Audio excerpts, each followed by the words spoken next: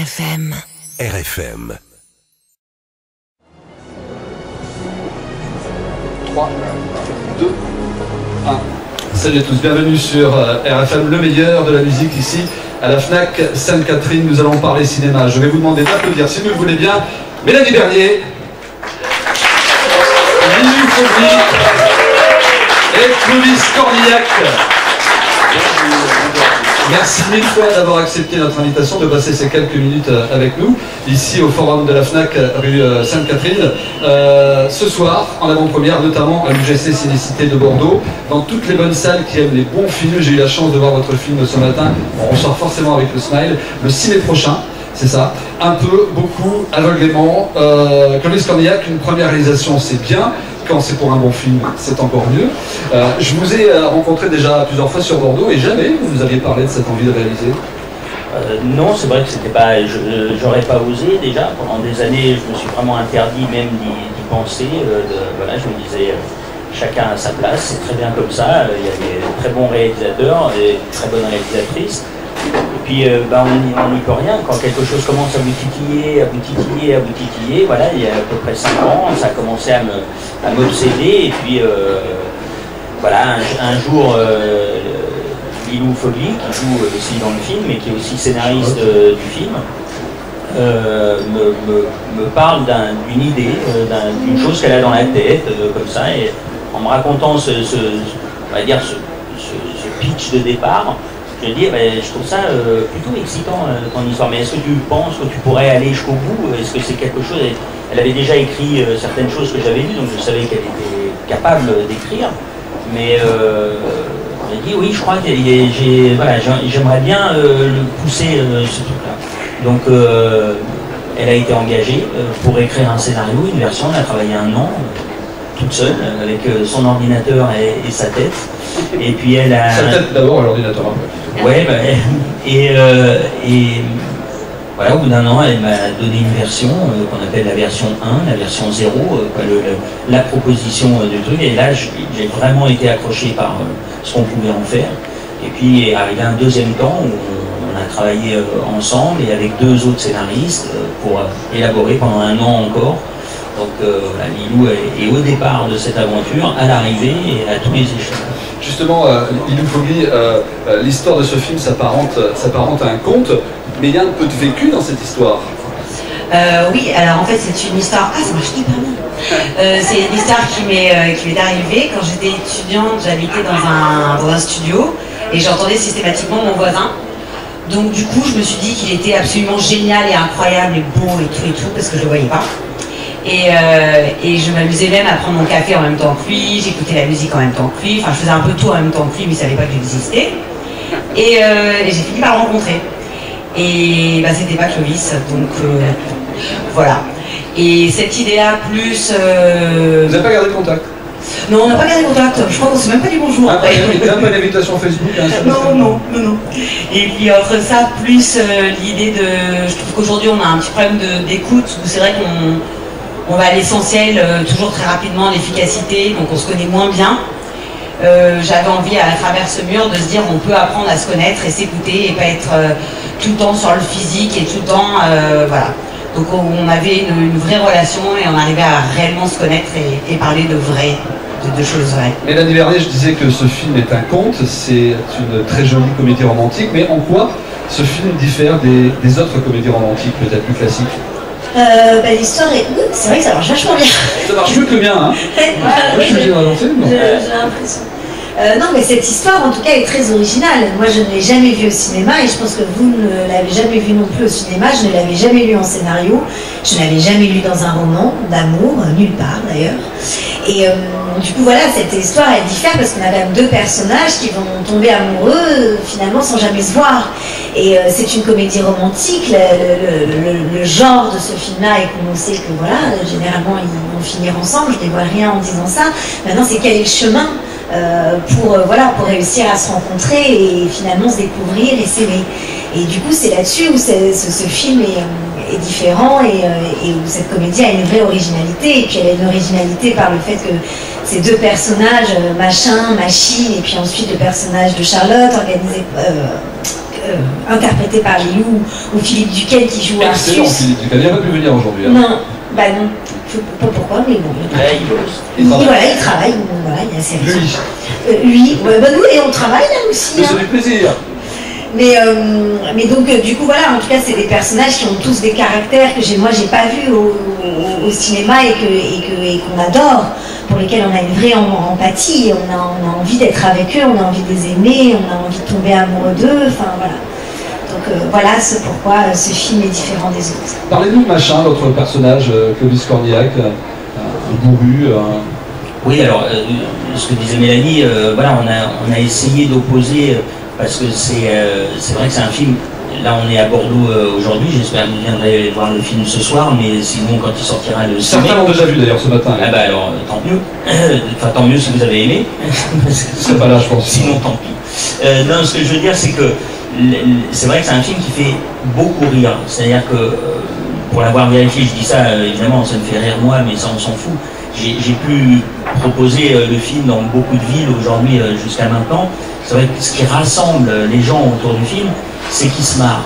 Et se marrer ensemble dans une salle de cinéma pour créer on va dire cette dynamique-là, d'avoir deux personnages totalement antagonistes, une jeune femme qui rentre dans la vie et qui est pianiste, et un voisin qui est un type qui s'est arrêté dans sa vie à un moment et qui invente des casse-têtes qu'on ne peut pas résoudre et qui a besoin de silence, ben, dès que vous opposez des caractères comme ça, vous avez un champ de comédie possible, voilà, qui est très large. Donc on essaye de s'en amuser le plus longtemps possible, le plus loin possible, que ce soit dans leur guerre, que ce soit dans leur rencontre, que ce soit dans la rencontre avec leur famille, leurs amis.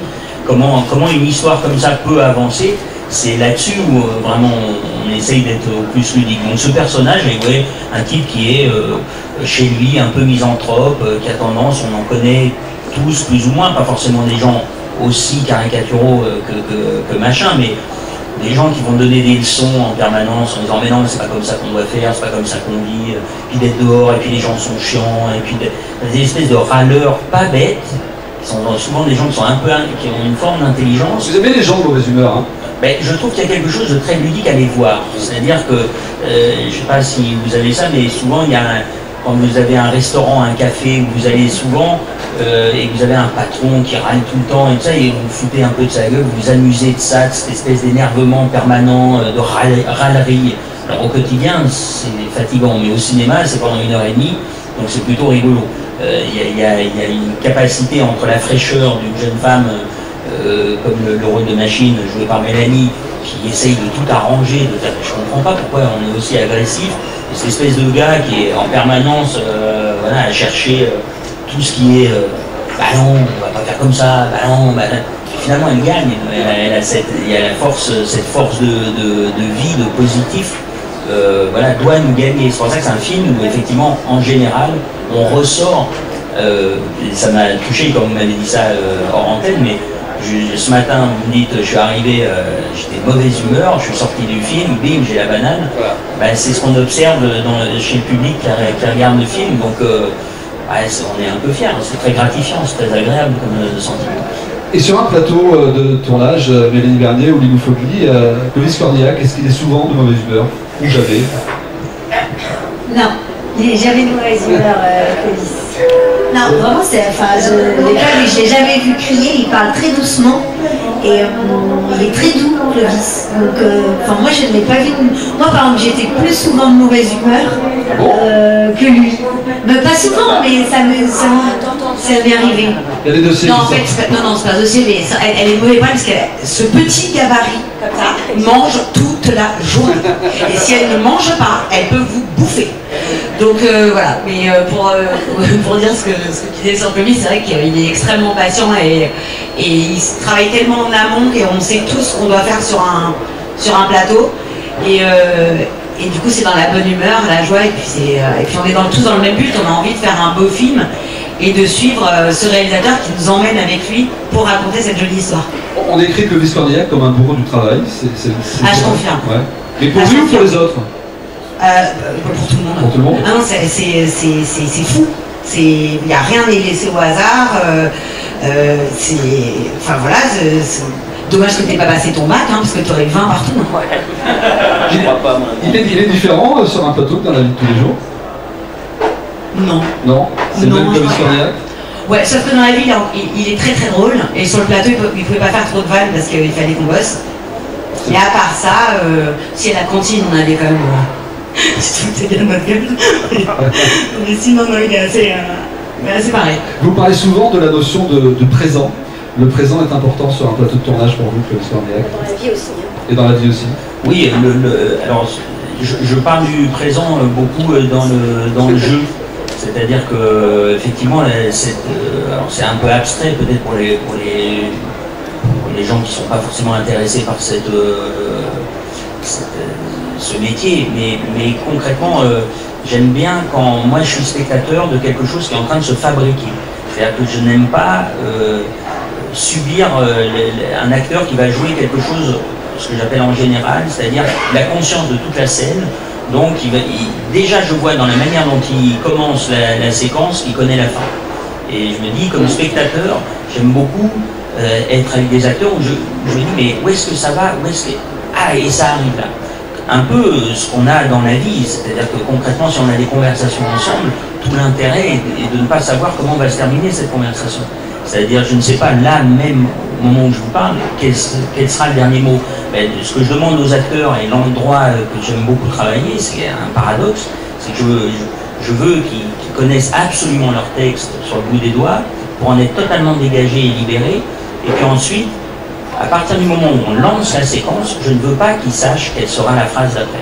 Donc ça peut paraître complètement fou, mais c'est un exercice qui pour moi est intéressant et génère une mobilité et quelque chose qui devient, qui se fabrique devant nos yeux. Et j'ai beaucoup plus de plaisir à voir des acteurs fonctionner comme ça que dans la généralité, quoi. En disant, voilà, à la fin de la scène, de toute façon, il est mort. De façon un peu technique, d'ailleurs c'est une question qui s'adresse à nous trois, c'est pas forcément facile, à un moment ou à un autre du film, de parler à un mur comme ça. Tous les trois, à un moment ou à un autre du film, vous parlez à un mur. Oui, alors après, je vais leur laisser la parole parce que pour moi c'était tellement induit dans la préparation du film et tout ça que ça ne m'a pas du tout gêné, c'était au contraire une des raisons pour lesquelles j'ai pu accepter de faire le rôle. C'est-à-dire que je voulais tellement réaliser le film que si on avait eu un film où j'étais en prise directe avec les autres acteurs en permanence, j'aurais pas été, je pense, aussi heureux comme réalisateur. Donc là, pour moi, c'était un gain formidable d'avoir cette possibilité-là. Mais je vais leur laisser la parole. Mélanie, ça apporte une pression particulière? Non, ça apporte pas une pression. C'est d'abord, comme vient d'expliquer Clovis, lui ayant préparé son film comme ça, moi en tant que comédienne, il m'a préparé aussi au fait que j'allais jouer au mur et donc m'a beaucoup rassurée par rapport, etc., à tout ça. Et effectivement, au départ, c'est un petit peu déroutant parce qu'effectivement, jouer face caméra ou au mur, de ne pas avoir de partenaire, c'est un petit peu étrange. Et puis très vite, ça ouvre un nouvel espace de jeu. Et donc du coup, on peut y trouver plein de nouvelles choses et ça nous permet une concentration. Et moi, je peux au contraire avoir un petit peu tendance à me déconcentrer facilement.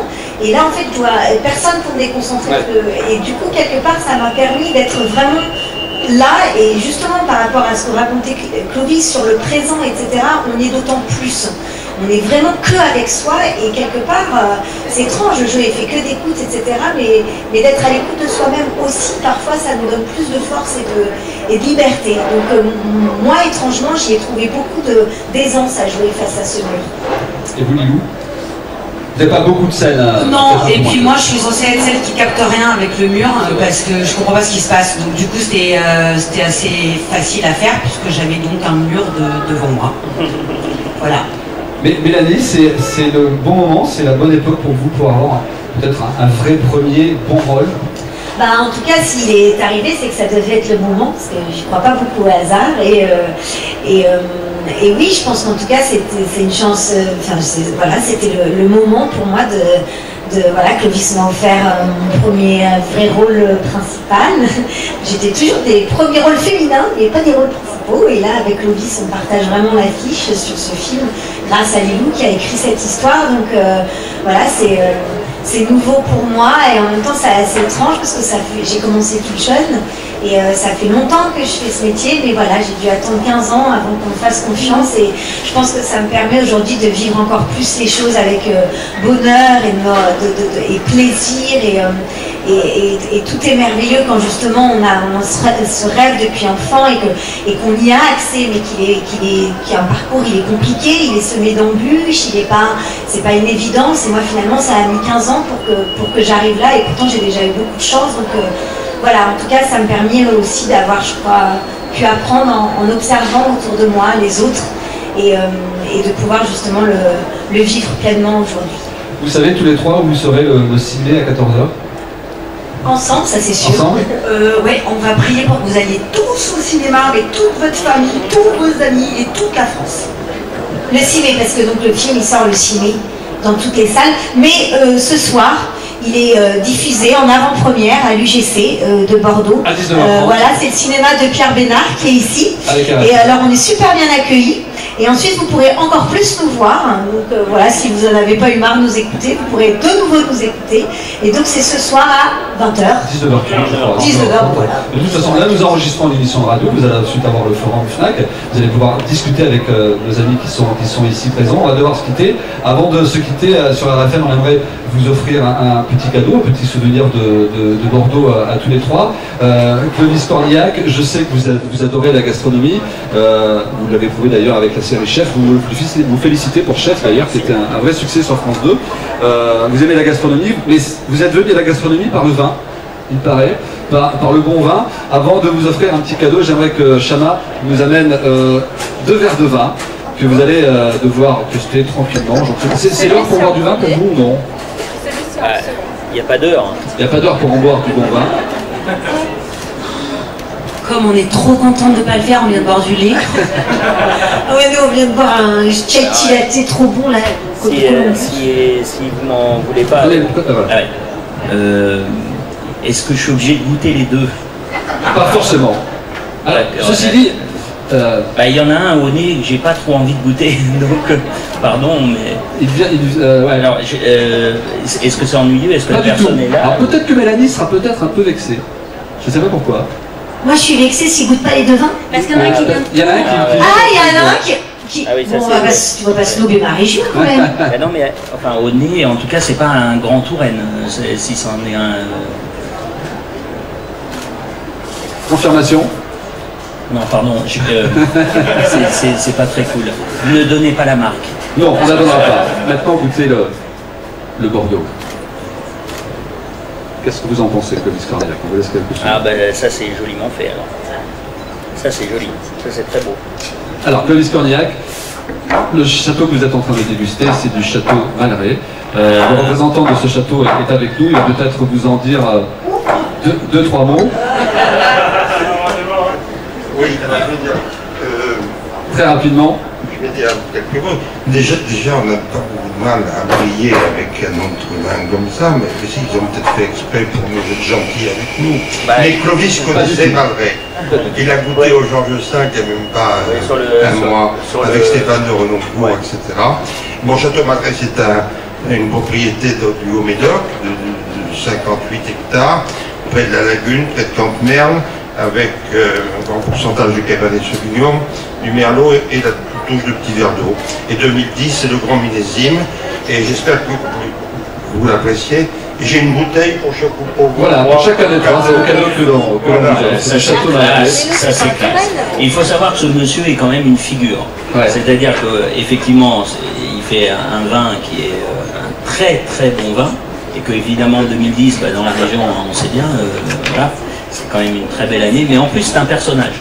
On le voit, voilà, on l'oublie pas en général. Donc regardez bien le monsieur, vous le verrez bien. Il fait du cinéma. Bah oui, il fait du cinéma, il fait tout. Et en plus, il se place. Ah bah oui. Avec Pascal Daubet. Voilà. Voilà, du château Malray. Merci mille fois tous les trois. Je vous demande encore un peu de Merci à vous. Bernier Vernier, Clovis Cornillac. C'est avec RFM le meilleur de la musique. Le 6 mai dans toutes les bonnes salles. Un peu, beaucoup, aveuglément. Merci à tous.